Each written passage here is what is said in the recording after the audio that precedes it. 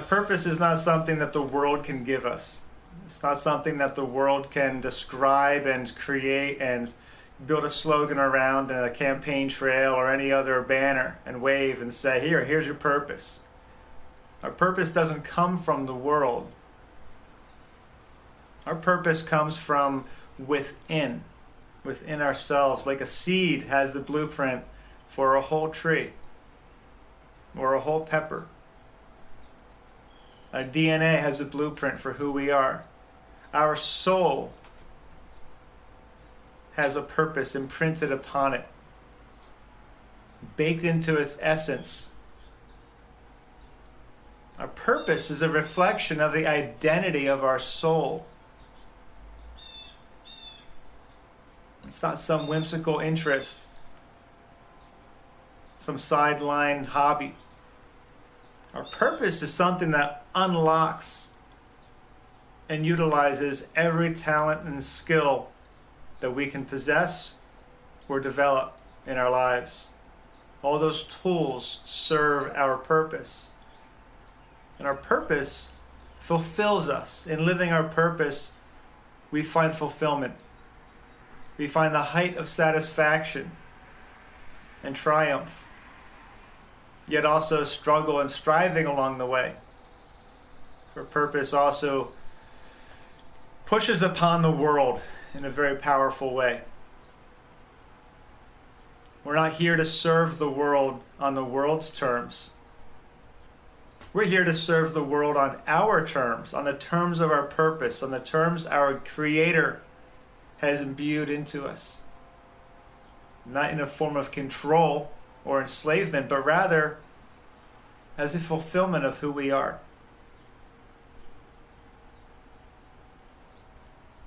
And it takes a lot of daring and courage to connect with our purpose and to pursue it and to live it, to develop ourselves to meet our purpose, to meet the potential our purpose calls us into.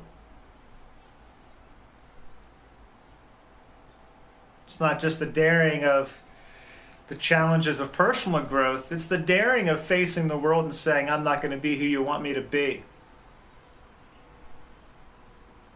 I'm going to be who I am. And I'm going to bring that to the world.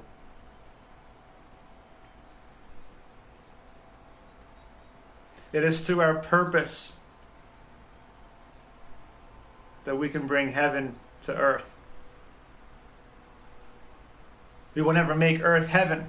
Earth will always be, at least in the foreseeable future, will always be a place of growth and learning and contrast and polarization and all these other wonderful things. But earth is also a fertile ground. To break it down to its most natural essence, earth is a fertile land. And we are the seed. And we are here to grow a fruit. We are not here to have our DNA altered to serve another's purpose. We are here to be a seed from God, planted in God's earth, to develop fruit for our own wonder and our own edification and our own amazement, and for the sheer experience of being a seed, being a human and growing, connected with our spiritual selves, bringing down the presence of Spirit into the world, not to serve a campaign or a slogan or a brand, but to serve the divine plan unfolding. There's no one on the planet who can give you your own mission. There's no greater expert on your life than you. There's no greater authority in the universe for how you are to show up in the world than you. And so the daring comes in, as that's the spirit, that's a quality of spirit, a quality of character that we can cultivate, that will support us, that will reinforce us in living our purpose and truly serving the world. Daring gives us the courage and the fortitude to stand in our ground where our seed has been planted and be fertile, and to endure the tides of change that would try to uproot us from ourselves.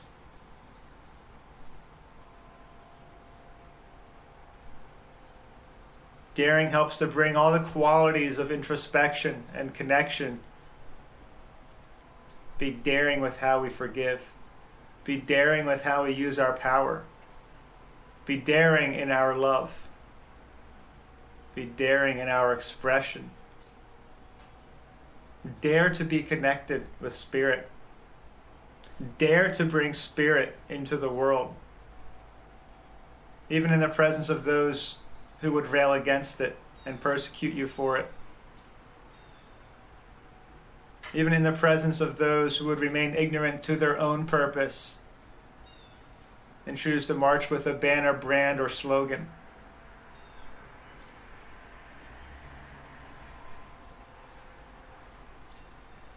There is no greater force than human purpose.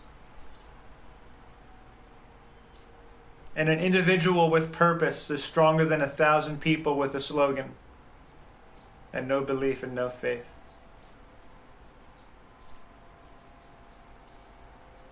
Each of us has a special, blessed purpose. Each of you is a seed planted here on earth by the divine with a reason. And Angel Michael is daring each of us to connect with that purpose.